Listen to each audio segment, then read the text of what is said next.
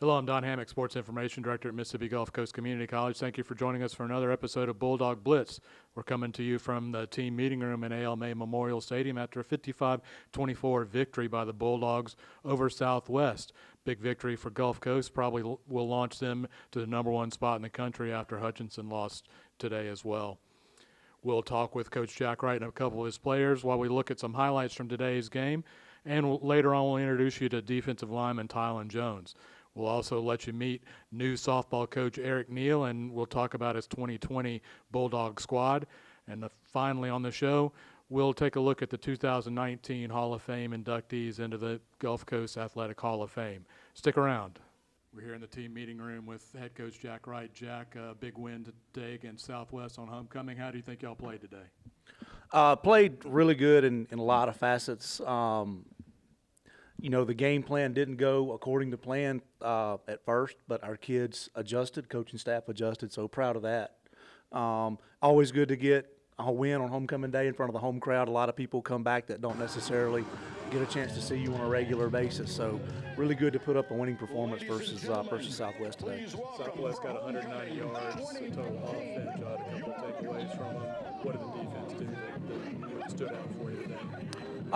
You know, all year long, it's been extremely difficult to sustain drives against that group and put first downs together. They did. They got some yards on us. They got them on some big plays. I think they hit us on the wheel route for a touchdown in the second quarter. So that's the threat when you play a team like Southwest. You have to dedicate everything to stopping the option. That means getting a lot of people near the line of scrimmage and eyeballs on certain people. When one of those things fails, it's a big play for the offense. I've seen it year after year after year playing against that offense, so I'm not surprised by it. Wish it hadn't happened, but you know we limited them enough to get a big win. Y'all were in the offensive backfield a lot, but they did make those big plays. Exactly what you talked about this week, and when we played home as well, those big plays can come in chunks because you get so focused on something. Offensively, 533 yards total offense. What did y'all do to kind of speed things up as the game went on? Just looking back at the first 5 games, we just made a decision as a staff and even a lot of the players' input. You know, we're a much better offense when we keep our foot on the gas pedal. We want to go fast. We want to stay aggressive.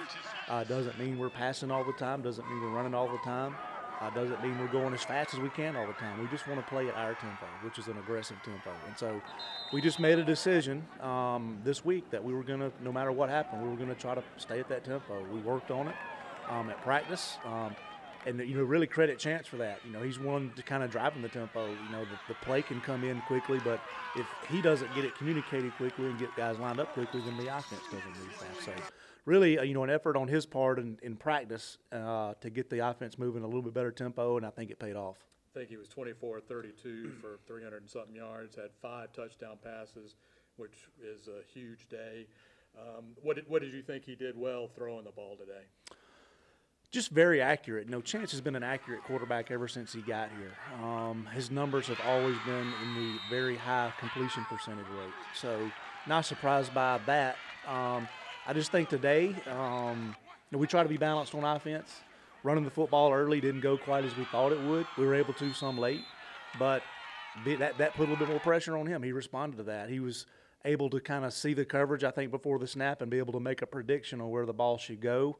And if it wasn't there, he was able to get off on receiver 2, 3, and 4. But just buying a little more time, I think, and mentally being a little bit sharper in the pocket and being able to extend the play some today. I think a lot of the big plays came, you know, after he got off read 1 and read 2 and maybe bought an extra moment or two. So just proud of the way, you know, he's been the leader of our offense now for 2 years. Just proud of the way he was able to kind of take a little bit more on his shoulders during the course of the game today. One thing I was impressed with, it was oppressively hot out there. It doesn't feel like an October 5th.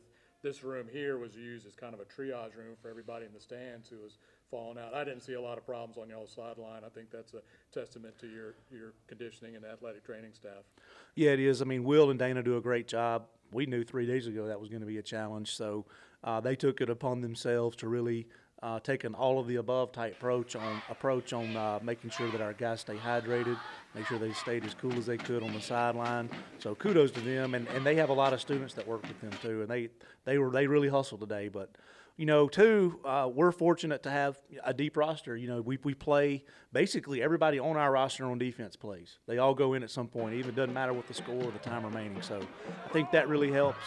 The other thing that really helps is, we roll a lot of skill guys on offense. We roll 4 running backs. They're going to get significant number of carries. And at receiver, we have 8 good ones, and they all 8 play at important times of the game. So I think that helps, especially late in the year when it's hot like this. I think that was definitely to our advantage. Hutchinson lost. They were number 1 this week. Gulf Coast number 2. You would imagine we'd be number 1. What does that mean? As measured as I want to be in my response, I'm really excited about it, Don, just to be honest with you. Year 2 of our program here, it's kind of a measuring stick. Of course, that's not our goal. To be ranked number 1 after 6 weeks is not our goal. We still have a lot of football to play. We still have very good opponents on the remainder of our regular season schedule, and then hopefully the playoffs. But I'm tickled to death that our program is getting that kind of recognition. I think it's nothing but good for the fans of Gulf Coast. I think it's good for recruiting. I think it's good for all the people that have a commitment here that want to see the football program do well. So I'm tickled to death that we're number 1. Just to be honest with you.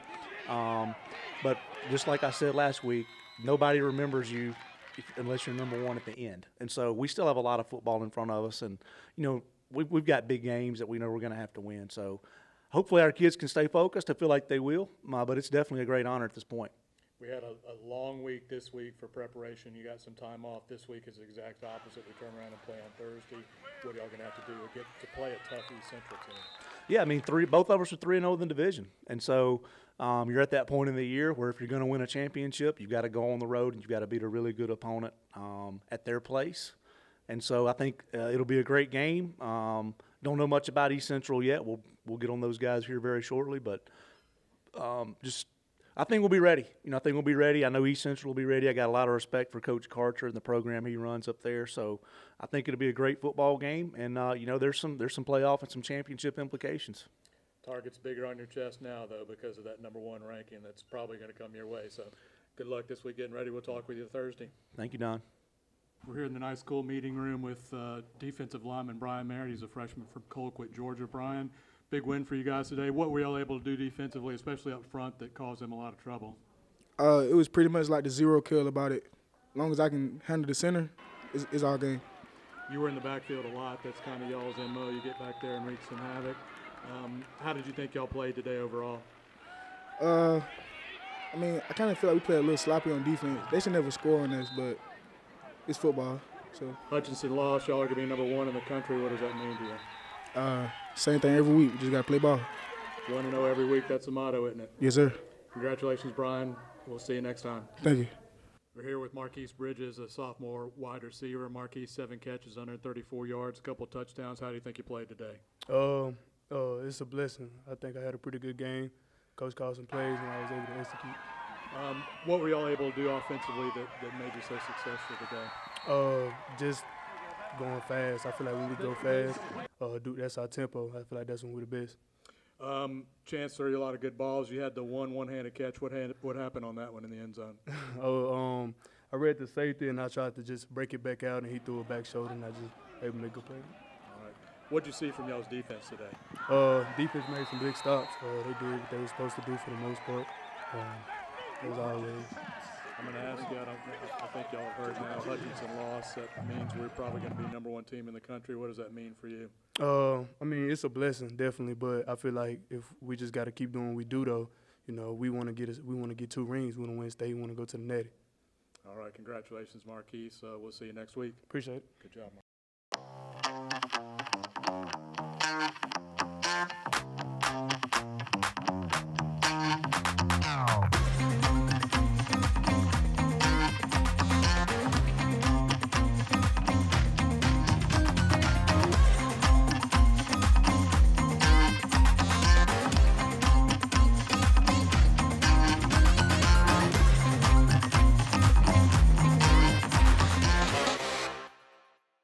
Meet Tylan Jones, Gulf Coast defensive lineman. Play Fortnite against him at your own risk. Well, I started playing football in the 7th grade. I started really preparing in the 6th grade. You know, our school, we used to lift weights, you know, in the 6th grade, so that prepared me to come to 7th grade to play ball. I feel like I get to let some aggression off on the field, you know, and play violent, you know, play football. I love football. My preparation, you know, I never miss a day of some workouts. I'm always working, you know what I mean? I'm always on the field doing something, being active. So I do 30 minutes on myself and 30 minutes on the opponent we're playing that week. You know, I do a lot of studying, and we watch film as a group, as a D-line. So we do a lot of studying. I feel like we got the best facilities in JUCO. We got like our facilities are top notch. So yeah, I feel like we got the best. You know, we got a 99% graduation rate. So you know, everybody get out of here. We always got like tutors. We always good. Like gonna stay up on our grades. You come to Gulf Coast. Gulf Coast is pretty fun. Besides football, you know, all the sports. It's fun. You got a lot of stuff to do at Gulf Coast. You're around Biloxi. You got the beach. It's a lot of stuff to do. So yeah, we got a pretty good group on the D line. I believe we're the best D line in the state. You know, everybody's aggressive. Everybody we play as a unit. You know, we got a pretty good offense. I feel like the best team we play every day is our offense at practice. So probably playing with Trey Lawson. We always play Fortnite when we up here. Like we was playing like in like a playground, you know, and we was just shooting each other. Then, like I had killed Trey out of nowhere like a trap. He got mad. Chance Lovertich was the Primerica player of the game in the 55-24 win over Southwest on homecoming. Lovertich completed 24 of 32 passes for 345 yards and 5 touchdown passes. Primerica is committed to helping Main Street families save and invest for their short-term and long-term goals, providing life insurance and investment opportunities through mutual funds, managed investments, annuities, and business retirement plans. Contact Mike Landrum to learn more about Primerica at 601-268-0805 or at primerica.com/mlandrum or contact your local Primerica office. Congratulations to Chance Lovertich, tonight's Primerica player of the game. Eric Neel is the third fast-pitch softball coach in Gulf Coast history. Let's meet Eric and also introduce you to his 2020 Bulldog squad. Got lucky in 2006, and East Central High School came along and talked me into taking a job that I thought I'd never do in coaching girls fast pitch. And I'd been a baseball coach and a football coach all my life. So did that in 2006, was fortunate enough in the first 3 years to play for 3 state championships and win 2 of those, and moved on along to Wayne County, and in 3 years there we won 3 straight state championships, and ended up in the spring of 2014, Darton State out of Georgia gave me a call about taking a chance on college, and at the urging of my wife, I felt like it was the right opportunity, so we took it, and kind of just been going forward since then. Last year was lucky to be at a really good school in East Central Community College, and we finished 4th in what I think is probably the best conference in the country as far as Division II junior college softball. And so my background was not softball, but I've kind of turned my baseball background into a softball future. This is almost a dream come true. You know, there's probably 2 jobs that were done this way that I'd always wished I'd get a chance to do one day, and Gulf Coast had to be probably the top one. There's nothing to complain about here. They put the money into the facilities to make us way better than the level we're on. There's continuous amount of kids that want to come here to play. It's a great academic institution. It gives kids lots of choices in the directions they want to go. And again, our facilities are, there may be some as good, but I don't know if there's anybody that's got anything better than we do. And so it's just an easy place to recruit. My family's in this area. I'm 20 minutes from my mom now. My sister's in this same town. I'm only 45 minutes from my dad. So just lots of good things that are for us here as a family, and also helps us do the job that we do every day. A lot tougher than I thought we would be. And I'm speaking mentally and physically. This group is probably working as hard or harder than any group I've ever had, and that's in the weight room and with the conditioning part, and just competing every day at practice. And I know every day we kind of let them know that we may not be satisfied with them, but really deep down inside we are. We're just trying to get them to take it to another gear. And they've responded well. We've seen camaraderie getting better every day. You go in the lunchroom and used to be 3 or 4 together, and now we up to 10 and 12. So they're taking the right steps off the field. Tons of talent on the field. We just have to get those little intangibles going so we can do what we need to do. All starts with Kristen Cade. You know, she's a returnee and had a fantastic freshman year. And we've challenged her to take her game up another notch, and not only just for her, but to show our other 5 freshmen what it's going to take to be as good as she is. And she's responded with work ethic, and we have 5 freshmen that are all pretty competitive. Amaya Stevens and Lacey Knight are 2 freshmen that can make a big impact for us this year in the circle, and Katie Mitchell is a 3rd one that's working hard, that's getting better. She won 2 state championships in high school, so she knows how to win. And so we're counting on those 3 in the circle to help Kristen. And I feel like Kristen's really wanting to make a statement and impact this year. Kayla Cade, luckily for us, is the twin of Kristen. And they're starting to get so good together that I really think they blink their eyes and call a pitch. And so that's a good thing. Bree Shores is going to be our backup catcher in case something goes with Kayla, and she'll get some innings just to give Kayla some rest throughout the season. So, and Kayla was fantastic against Ole Miss, throwing out runners, which caught us kind of surprisingly, since you know, they got some kids that can run pretty fast. So she had a good day behind the plate, and she's steadily picking up on her offense production too. Starts at shortstop with a freshman by the name of Rakia Travis. She has a chance to be that one-in-a-lifetime player. The ability's there. We're working on some of the extra work stuff that if she ever buys into, she's going to make a name for herself somewhere else. Bree Shores going to be steady at 3rd and shortstop. And then, you know, Marche Hunt has a chance to be a special player for us this year too.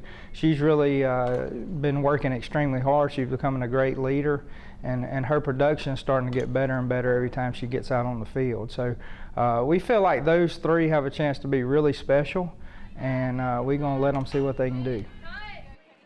We got Jen Perkins, a transfer from LSUE, who won the national championship last year, and she started 43 of their games, so she's got great experience. She's got a chance to be a really good second baseman, a great left-handed hitter, and her intangibles off the field as a leader are the best that we have, and she's kind of come in trying to make friends fast so she can be that leader for us away from the field as well.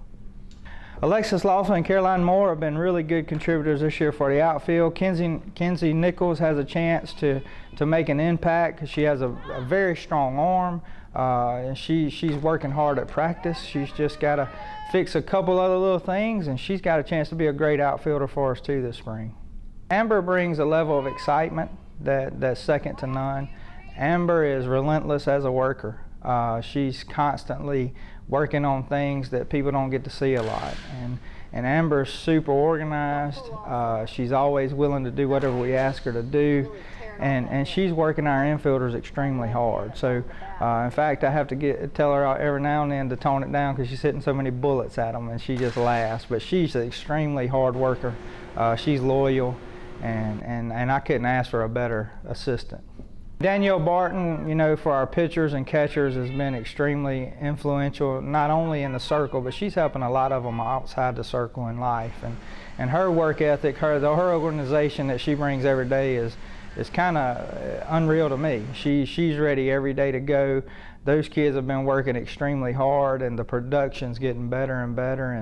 And I couldn't be more proud of both assistant coaches that I've been blessed to have. It makes my job a whole lot more easier and a whole lot more enjoyable.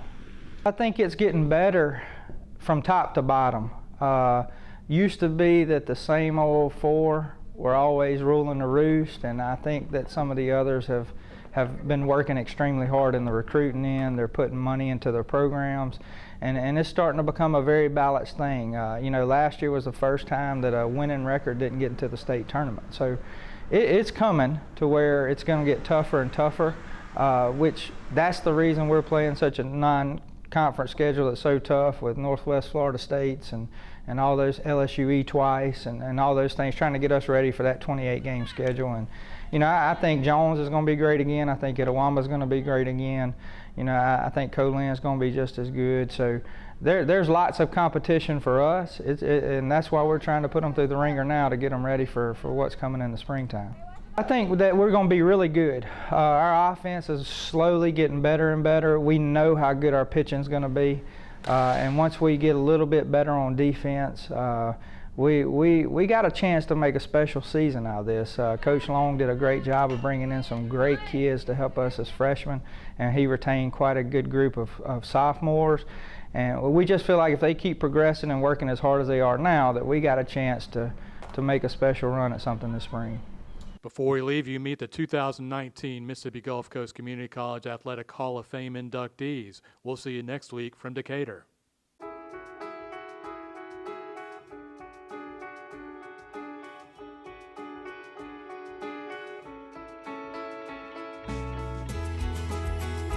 Isaac Brown of Pascagoula played for legendary basketball coach Bob Weathers at Gulf Coast. As a sophomore, Brown earned MVP honors as he averaged 16.4 points per game. The Bulldogs entered the Region 23 tournament that year as heavy underdogs. However, Brown racked up 22 points to lead the Bulldogs to a victory over Bossier City. 2 days later, Gulf Coast took care of Colin as Brown scored 14 on the Wolves. The next night, Brown dropped 31 on Delgado as the Dogs took the Region 23 title. Brown was selected to the All-Region 23 team and earned All-State and All-Region honors. Isaac Brown, 2019 Gulf Coast Athletic Hall of Fame honoree.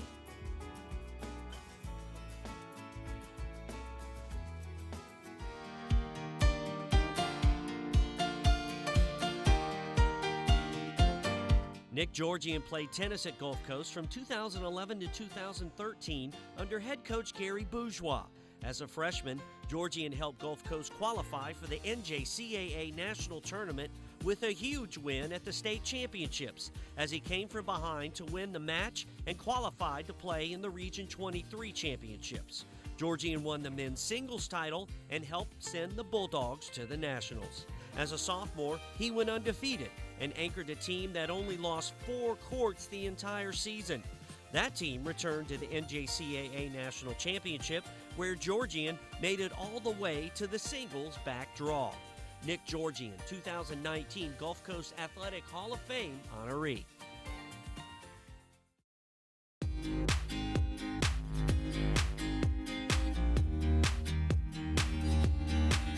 Eddie Gifford played defensive end in 1966 on legendary head coach George Sekel's first Bulldog football team. That year, Gulf Coast beat arch rival Pearl River 33-0. It was the first win over the Wildcats in 18 years. The Bulldogs went on to win a state title that year and repeat as state champs in 1967. Gifford was a mainstay, starting 22 straight games on the D-line. When Gulf Coast football coaches selected their team of the decade, they picked Gifford as their defensive end. After Gulf Coast, Gifford continued his football career at Mississippi College, starting 18 straight games for the Choctaws, and in his senior year was named Best Defensive Player. Eddie Gifford, 2019 Gulf Coast Athletic Hall of Fame honoree.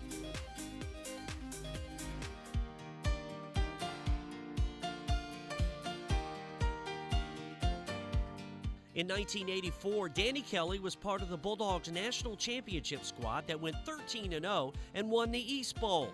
The next year, Kelly became a student coach and saved his second year of eligibility for 1986. During that season, Kelly and the Bulldogs took on Northwest in the state title game. With the Rangers up 13-6 late in the contest, Kelly led the Bulldogs to a comeback and a 14-3 win. At the East Bowl in Boone, North Carolina, Gulf Coast played Lees-McRae for the national title. This time, Kelly led the Dogs to a game-winning score again with 30 seconds left and a 14-13 championship-sealing win. Danny Kelly, 2019 Gulf Coast Athletic Hall of Fame honoree.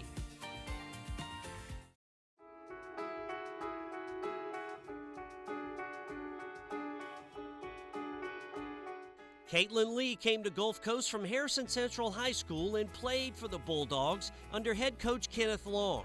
In her sophomore year as pitcher, Lee took the circle and piled up a 22-4 record. She then transferred to Ole Miss, where she was named Most Valuable Player of the SEC Tournament and led the Lady Rebels to the College World Series in 2017. She tossed complete games during the SEC Tournament, the Regionals and Super Regionals, and started the first game in the College Softball World Series.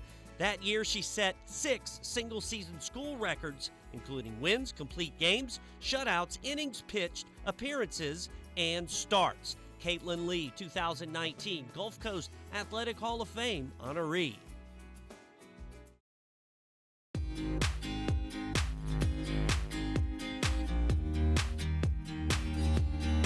Moss Point's Tony Sipp became the first former Gulf Coast player to earn a World Series ring as a member of the Houston Astros in 2017. He left a lasting impression at Gulf Coast during his year playing for the Bulldogs in 2003. During that season, in a game against Pearl River, Sipp had 11 strikeouts and stole a couple of bases. That helped Gulf Coast clinch the MAC-JC South Division title. In 2003, he went 9-2 on the mound with a 1.45 ERA, and he struck out 135 batters in 75 innings with only 14 walks. He also hit .365 with 6 home runs. Sipp then went on to pitch at Clemson, then on to the majors in 2009. Tony Sipp, 2019 Gulf Coast Athletic Hall of Fame honoree.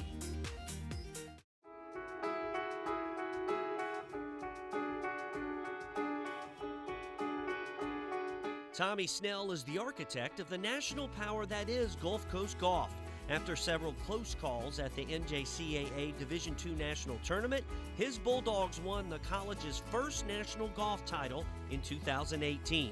He arrived at Perk in the year 2000, and since then, his teams earned a top 6 finish at the Nationals in 8 straight years and have won 11 of the last 12 NJCAA Region 23 titles. That goes along with 7 state championships. Snell was inducted into the NJCAA Men's Golf Coaches Association Hall of Fame in 2015, and his teams have sent players to the Nationals every year since 2002. He's also won the Dave Williams National Coach of the Year honor twice, in 2008 and 2018. Tommy Snell, 2019 Gulf Coast Athletic Hall of Fame honoree.